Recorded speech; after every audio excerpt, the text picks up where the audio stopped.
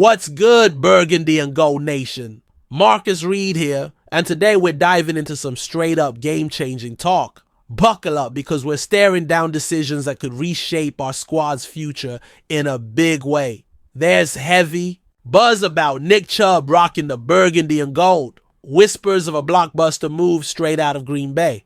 Hello, Jaire Alexander. And even a wild trade idea floating around with Kyle Pitts' name attached. The $1 million question? Is Adam Peters going to roll the dice on these high-stakes bets or keep testing the patience of the nation? Stick around, because what I've dug up on this trade rumor might make you rethink any shade you're throwing at the front office. So, what's your take? Does Nick Chubb still have juice in the tank? Or is he a risky move? Drop your thoughts in the comments. Let's cut to the chase. The hot topic right now. Nick Chubb. Yup. Nick Chubb, the guy who used to be a wrecking ball at running back but is now at a crossroads. Insider Jeremy Fowler dropped the bomb. The Commanders are in the mix to sign the veteran. So does this add up? Let me break. It's down. First off, Chubb's coming off yet another knee surgery, his second big one. Last season was rough with just 3 yards per carry, a far cry from his glory days. If you've seen him bulldoze defenses with 5+ yards per attempt back in 2019 and 2020, you know this dip is a red flag. Age is creeping in too. Chubb's pushing 30, and we all know running backs tend to hit a wall around that mark. But here's the twist. What if Peters isn't eyeing Chubb as the guy in the backfield? Maybe the plan is to bring him in for a smaller role, splitting carries with Brian Robinson Jr. and taking some heat off Jaden Daniels. Think back to the old school committee backfield days, like Riggins and Bryant in the 80s. It's not crazy to imagine something similar, especially since Peters seems to be building a veteran-heavy roster with playoffs in mind. Here's the catch, though. If we bank on Chubb and he gets banged up again, let's be real, it's a legit concern. It could do more harm than good. Plus, his market's pretty quiet right now. Nobody's rushing to throw big money at a guy with his injury history. That could mean a team-friendly deal for us, but it's also a loud signal he's not the same beast anymore. So it boils down to this. Is Chubb worth signing just to be a rotational piece? Or should we stick with the young legs of Robinson, Eckler, and maybe even Chris Rodriguez Jr.?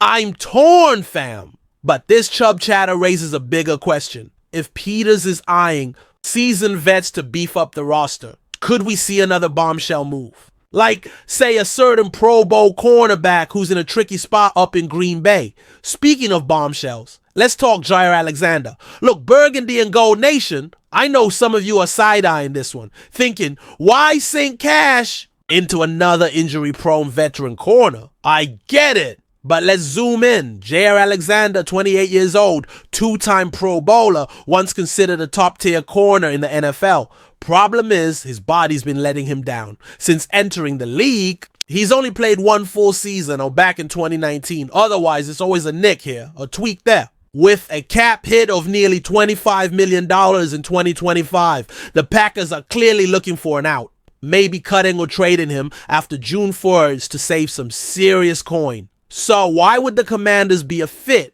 Real talk. Our secondary's gotten better, especially with Marshon Lattimore's arrival. But are you 100% sold that Lattimore's coming back at all-pro level? No limitations? I want to believe it, but his injury history's got me nervous too.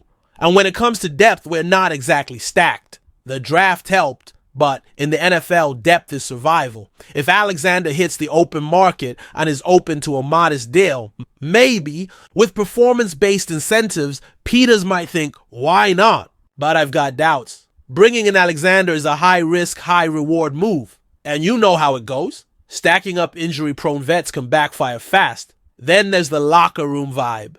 Is it worth bringing in another big name to a squad that's still finding its identity with new leaders like Jaden Daniels and Dan Quinn's take command mentality?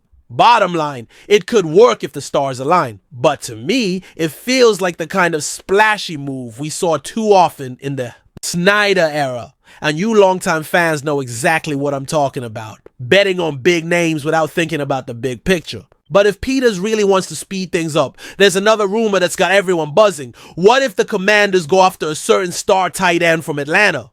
Hold up, because this one's wild. Kyle Pitts is the name in the mix. You heard that right. Kyle Pitts, the 2021 fourth overall pick who came in with sky-high expectations but hasn't fully lived up to the hype. Per Bleacher Report, the Commanders are eyeing Pitts in a deal that has sent 2 third-round picks, one in 2026, one in 2027, to the Falcons. First reaction, that's nuts. Let's break it down. Pitts is a freakish talent with wide receiver, athleticism in a tight end's frame, the kind of weapon Cliff Kingsbury would love to deploy for mismatches, opening up the field for Jaden Daniels.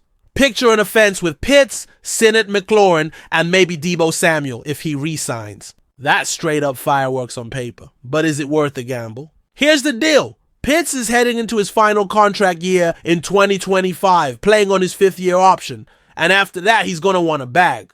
No question. His track record? A promising rookie year, but injuries in the Falcons shaky. Offense have held him back since. Now, the cost, 2 third-round picks for a guy who could bolt after 1 season, that feels steep, especially since Peters has been super disciplined about draft capital. Burning mid-round picks for a player who's not a sure thing doesn't scream Peters style. Plus, tight end isn't our offense's biggest gap right now. Zach Ertz is still getting it done. Sinnott's got upside, and Kingsbury can scheme plays for them without coughing up valuable picks. Honestly, this feels like one of those headline-grabbing rumors that doesn't hold up in reality. Peters is all about building patiently, not making rash trades without weighing the long-term impact. Still, heads up, if the front office starts feeling the heat to speed things up, these crazy ideas could gain traction. And you know the NFL. One hasty call can change a team's whole trajectory. So Burgundy and Gold Nation,